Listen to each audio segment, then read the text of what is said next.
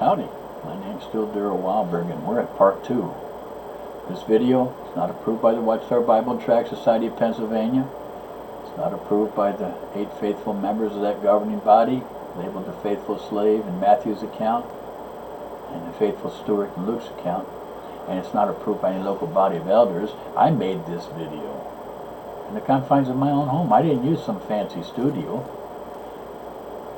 And I work for Jesus Christ. I don't work for any man. Go figure, huh?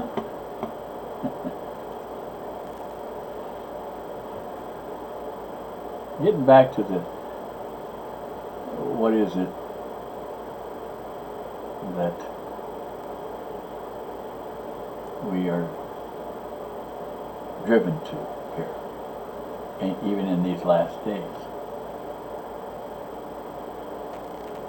The record plainly shows the extent of the wrath of the king fierce incontinence. And this is talking about World War II. He struck hard against Jehovah's Witnesses worldwide during the dark days of World War II, especially so in countries associated with the British Commonwealth of Nations. On July 4th, 1940, the Dominion of Canada, a part of the Commonwealth, banned the work of Jehovah's Witnesses. And that same year, New Zealand banned the public declaration of Jehovah's name. About that same time, the work in Gold Coast, Ghana was banned. From then on, the sacrificial constant feature, the fruitage of the lips, was indeed interfered with. The work was banned in Australia, Fiji in 1941, January. South Africa, the southernmost country of Africa, took official action against the work in 1941. Bans spread throughout practically all of British possessions in Africa, including Nigeria on June 17, 1941. The British possessions of Asia also took similar actions. The work was banned in Burma, Ceylon, India in 1941. In 1942, in Great Britain, the question of neutrality came to the forefront. When conscription came into force, young Christian witnesses of Jehovah refused to engage in war. The British tribunals, hearing the cases, convicted 1,593 men and women, sending most of them to prison. Of these, 334 women served prison sentences. This had the effect of taking many active proclaimers from the service of offering the sacrifice of praise to God publicly. Imagine that, being thrown into prison because you don't want to go to war and kill people. Just a few years before this Nazi fascist Catholic war drive stampeded throughout Europe, legal restrictions and imprisonment came upon Jehovah's Witnesses, crushing branch office after branch office of the Watchtower Bible and Tract Society. The pressure was on to throw down the established place of his sanctuary. In the United States, while the work of Jehovah's Witnesses was not officially banned, there were many attempts made to silence the witnesses. Throughout the then 48 states, mob action was employed in many places to fan the fires of violence and hatred.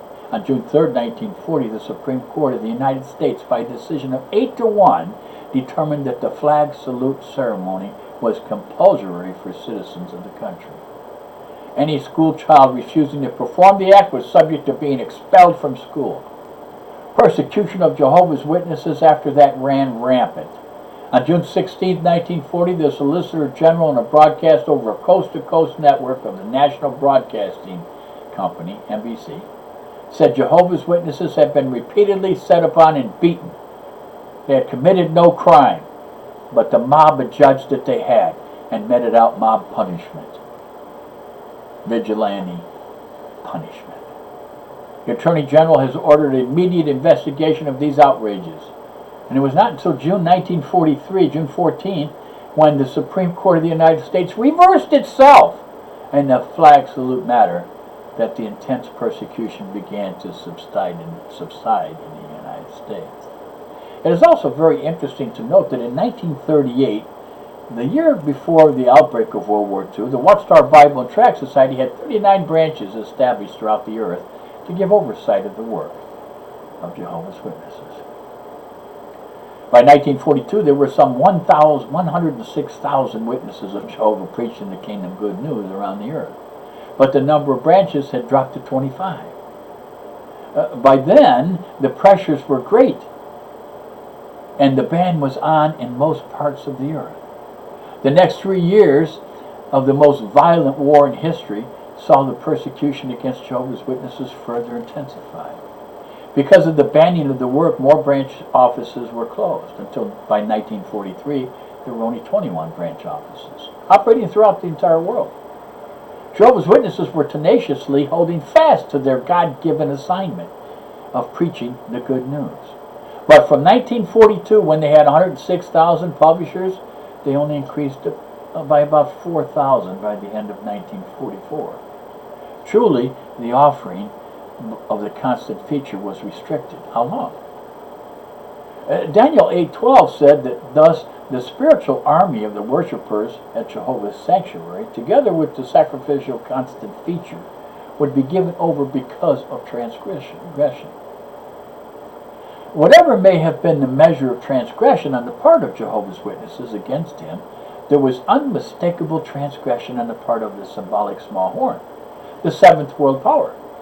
This was evidently referred to in the question that the angel raised in Daniel's hearing, when he asked, "How long will the vision be of the constant feature and of the transgression causing desolation, to make both the holy place and the army things to trample on?" Daniel 8:13. Certainly, by causing the sacrificial constant feature to be taken away and then trampling on Jehovah's theocratic holy place, as represented by his anointed remnant of under-priests, the seventh world power was committing a transgression causing desolation. It was desolating the earthly interest of Jehovah's theocracy in temple worship. It was sacrilegiously transgressing on things holy to Jehovah God. Moreover, that expression, transgression causing desolation, appears to connect up something else with it, of which the seventh world power was guilty. Well, what was that? What could that have been? The setting up of something as a replacement for the removed constant feature, namely the abomination or desolation, or the disgusting thing that causes desolation. Matthew 24:15, Daniel 11:31, the King James Version. As aforesaid, that abomination of desolation was publicly identified in 1921 as being the International Organization for World Peace, which from 1919 until 1939 was the League of Nations. This was set up for the international worship, like an image of the political wild beasts, in opposition to the offering of the sacrificial constant feature at Jehovah's sanctuary, Revelation 13:1-15. These morons actually thought that this League of Nations was going to bring peace. How did it go for them? As foretold in Revelation 17:7-8, that beastly eighth world power went into the abyss of a death-like inability at the outbreak of World War II. Its chief backer and promoter, the British Empire, was unable to keep it alive in the face of military aggression by Nazism and fascism backed by Catholic action. The Catholics backed both the Nazis and the fascists. The Catholics backed them. However, that idolatrous image for international worship was not left out of calculation by those who were putting on great airs against the Prince of Princes, Jehovah the Great, theocrat. On Sunday, December 7, 1941, the American member of the seventh world power was forced into World War II alongside the British member of the Anglo-American world power. And then note what happened with regard to these adulterous worshippers of man-made organization for world peace and security. The so-called Axis powers of Nazism, fascism, and Oriental imperialism were still moving forward aggressively when a significant event took place on Friday, January 2nd, 1942. What was that? Well, according to the chronology of events of 1942 as published in the Americana Annual, all 26 nations at war with the Axis powers pledged themselves not to make a separate armistice or peace to employ full military or economic resources against the enemy in a declaration by the United Nations signed in Washington.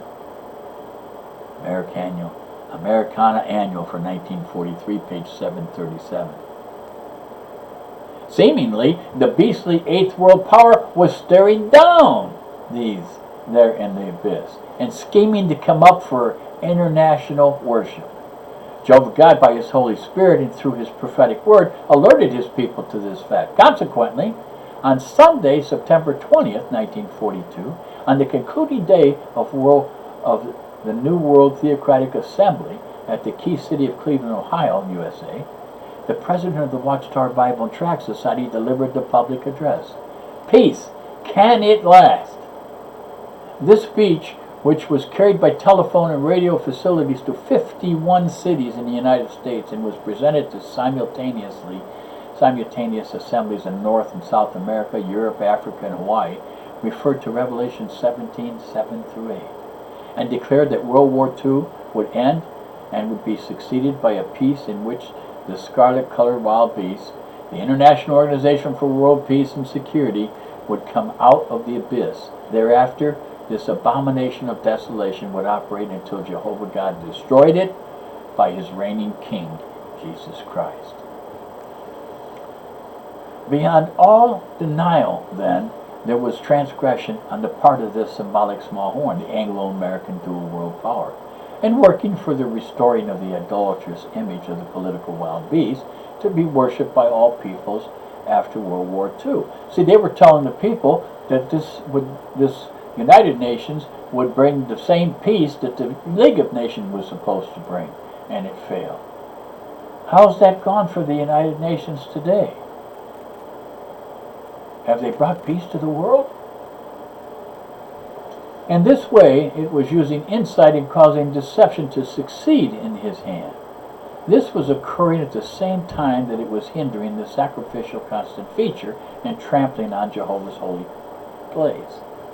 Here was transgression, indeed. It was nothing less than a standing up against the Prince of Princes, Jehovah, whose worshippers at his sanctuary were being opposed, oppressed, and persecuted. The foretold King Fierce Incontinence took advantage of all those who were giving way to false sense of freedom from care, and it kept throwing truth to the earth, especially truth as regards the theocratic government of Jehovah God by means of Jesus Christ. It deceived the people into worshiping the wild beast rather than looking forward to Jehovah God bringing peace to the world through his Son, Jesus Christ. Daniel 8:17-25. Now we come up to the 2,300 evenings and mornings. Remember now the question that the angel raised in Daniel's hearing? Remember that question? Well, let me reiterate it for you. How long will the vision be of the constant feature and of the transgression causing desolation, to make both the holy place and the army of temple servants or Jehovah's Witnesses things to trample on? To this angelic answer is given, until 2,300 evenings and mornings, and the holy place will certainly be brought into its right condition. Daniel 8:13 and 14. When did those 2,300 evenings and mornings begin? By knowing this, we can find out when they end, and thus when Jehovah's holy place is brought into its right condition, or shall be restored to its rightful state. If Jehovah's holy place is brought or restored to what it should be, then we should count the days from the time when it was in the right condition from Jehovah's viewpoint. At the earliest, this was on June 1st, 1938, when the official magazine of Jehovah's Anointed Remnant of Underpriests at his sanctuary, namely the Watchtower, published part 1 of the article entitled Organization, so as to state more fully the theocratic requirements for it.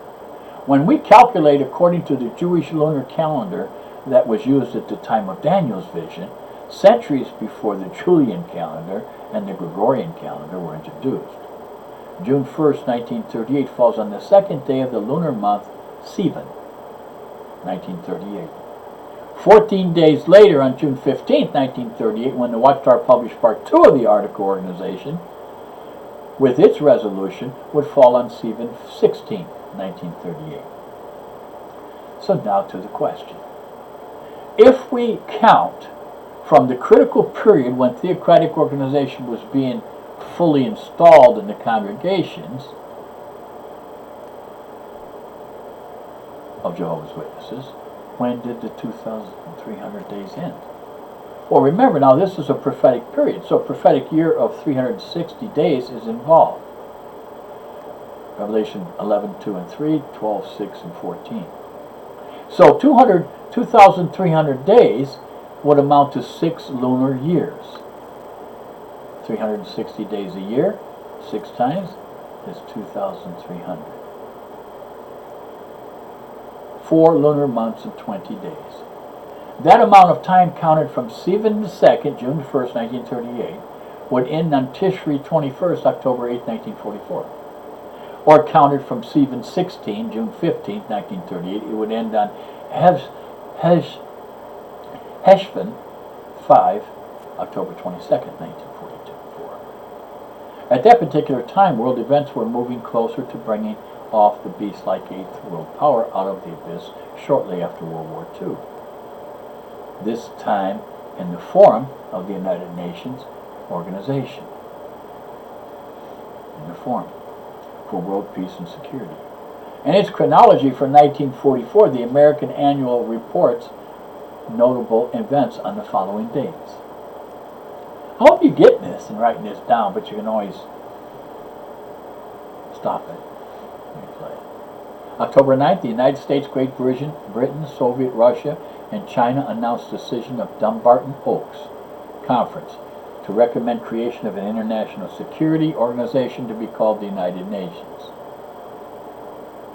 and to be empowered to take such action by air, naval, or land forces as may be necessary to maintain or restore international peace and security. October 23rd, Acting Secretary of State Edward R. Centenius, Jr. announces official American recognition of the French Provisional Government, raising France to a high place among the United Nations and preparing the way for rapid reconstruction. Governments of the Soviet Union, the United Kingdom, and Canada issue similar announcements. The Americana Annual for 1945, page 730. By now, the tide of World War II had definitely turned in favor of the Allies. Hitlerite Germany having already been invaded by Allied armies. But what was happening in the theocratic realm of Jehovah's worshippers at his sanctuary in that year of 1944? Their events were moving forward to a noteworthy state of affairs by the end of 2,300 days. This was the 30th year from the birth of God's Messianic kingdom in the heavens at the end of the Gentile times in 1914. On August 9th to 13th, the United Announcers Theocratic Assembly was held with Buffalo, New York as the key city, with 16 other American cities being linked with it by telephone wire. On August 12th, the president of the Watchtower Society addressed the assembly on the subject, "The gospel shall be preached." So there's that shall, will, must. All meaning the same thing, all synonymous. And after his address, the 384-page book entitled "The Kingdom is at Hand" was released to the visible audience. 2 days earlier, there had been another release to the assembly. It was the American Standard Version of the Bible, which features the divine name Jehovah, and it had been printed on the Society's own presses. On September 30th through October 2nd, 1944, a special service and business assembly was held at Pittsburgh, Pennsylvania, where the registered offices of the Watchtower Bible and Tract Society are located. On the opening day, the Society's president addressed a gathering of 5,000 on the subject of theocratic alignment today. The following day, the public address was on the subject "One World, One Government." The Society's annual business meeting was postponed from this day to the next day, meaning Monday, October 2nd. This business meeting, which began at 10 a.m., was noteworthy. And why is that? Well, after the Society's directors and its officers were elected by the shareholders, their representative, remember, shareholders were given one vote for $10. They were able to vote. That's the extent of shareholders. Consideration was directed to 6 amendments that were proposed for the charter of the society, which was a Pennsylvania corporation incorporated 60 years earlier, in the year 1884. These would amend Articles 2, 3, 5, 7, and 8, 10.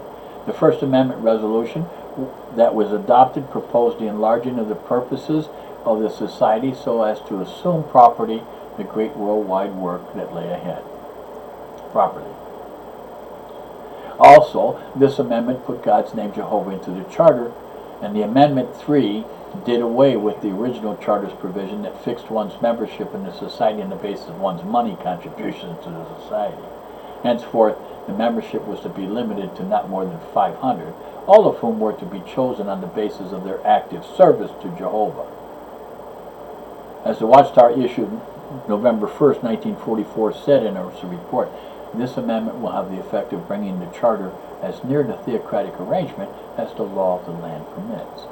All 6 amendment resolutions were adopted. It was necessary to get the approval of the state courts so as to make all these amendments legal.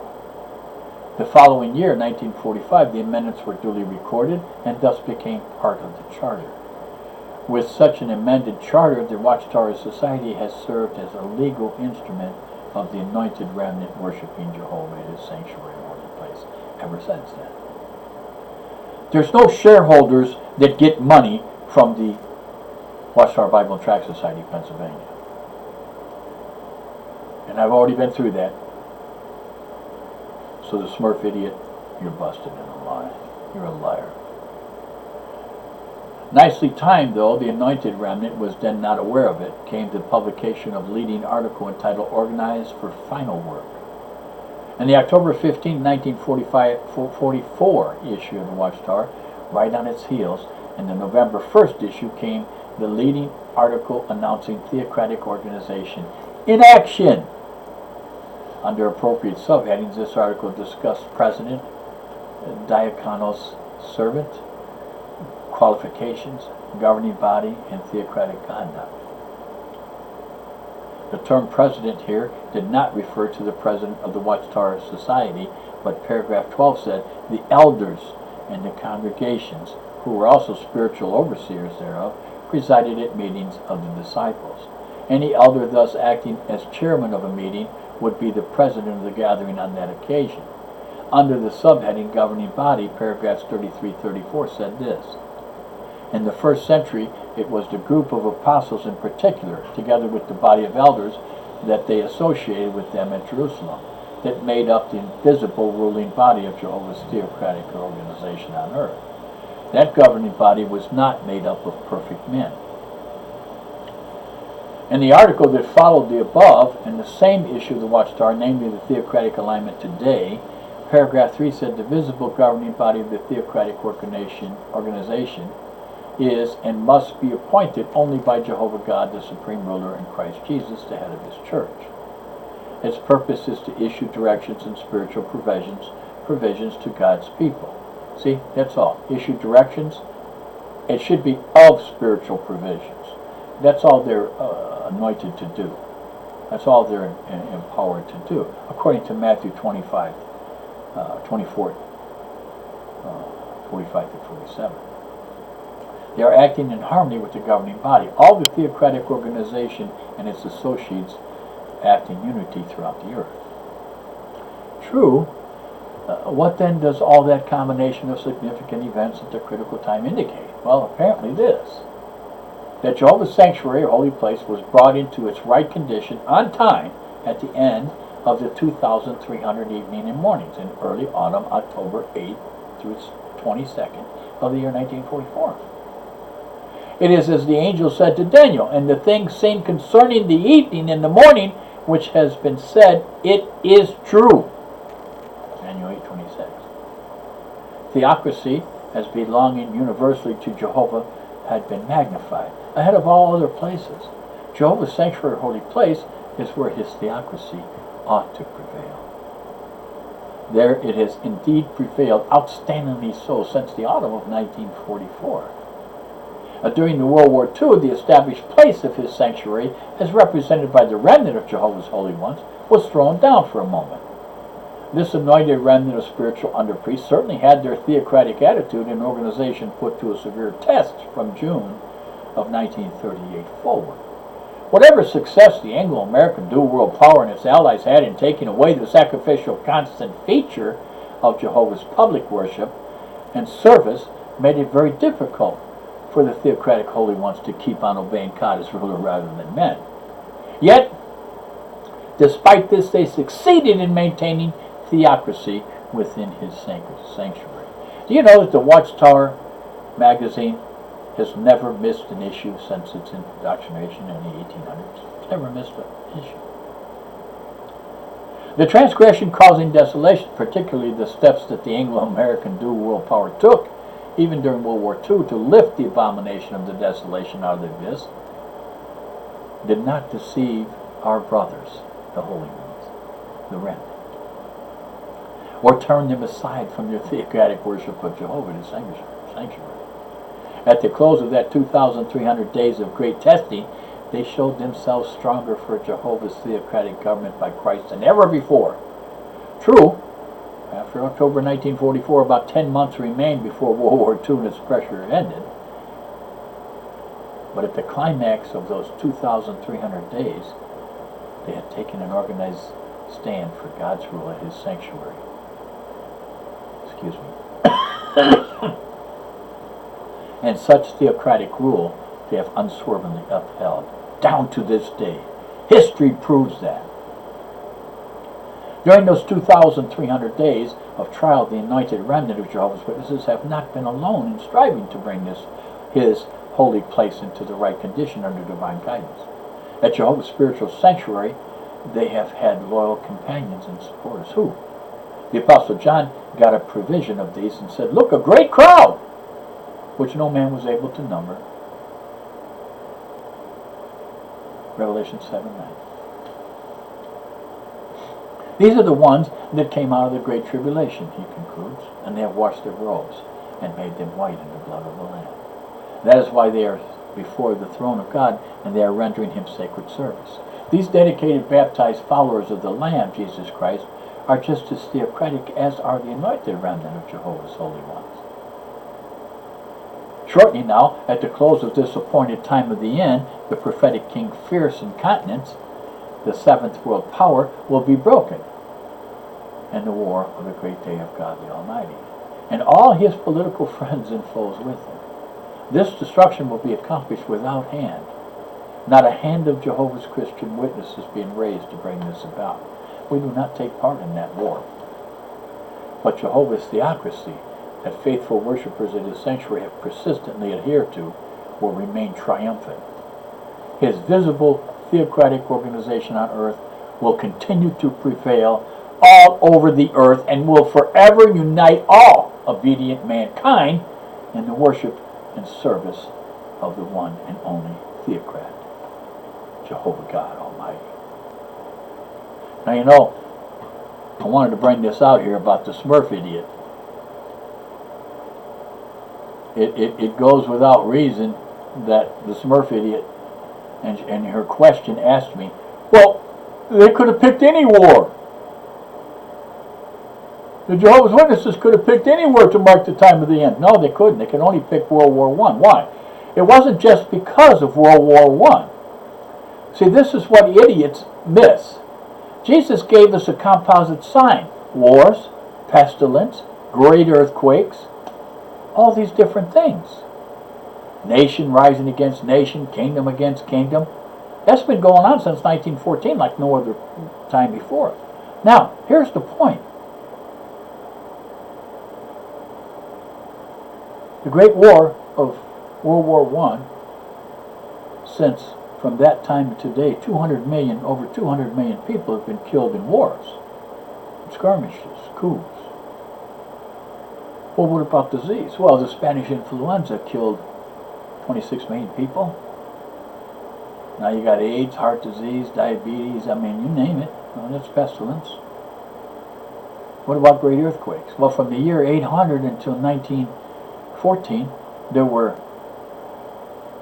43 earthquakes, great earthquakes, in which, and that's when they started keeping track, was in the 800 CE. And there were, what was it, I think 6 million killed in the great earthquakes. And from 1914 until 1975, which is, what, 61 years? 64 years? 61 years. There were 43 great earthquakes. There were 63 great earthquakes from 800 until 1914. There were 43 from 1914 to 1975. And 1.2 million people were killed, or 2.2 million people were killed in great earthquakes. And then you got the pestilence, you got the great earthquakes, you got all these other things. Now, what Jesus said, and we've always had those things. We've always had wars, we've always had pestilence, we've always had earthquakes and other things, nation against nation. We've always had those things, but we've never had them all at once. And that's what Jesus said. When you see these signs, know that the pangs of distress are upon. It's the final days. It's the sign of the conclusion of this system of things. So it's not just a war, Smurf idiot. It's pestilence, earthquakes, nation against nation, kingdom against kingdom. It's all there. Thanks for watching these 2 videos, and have a great day.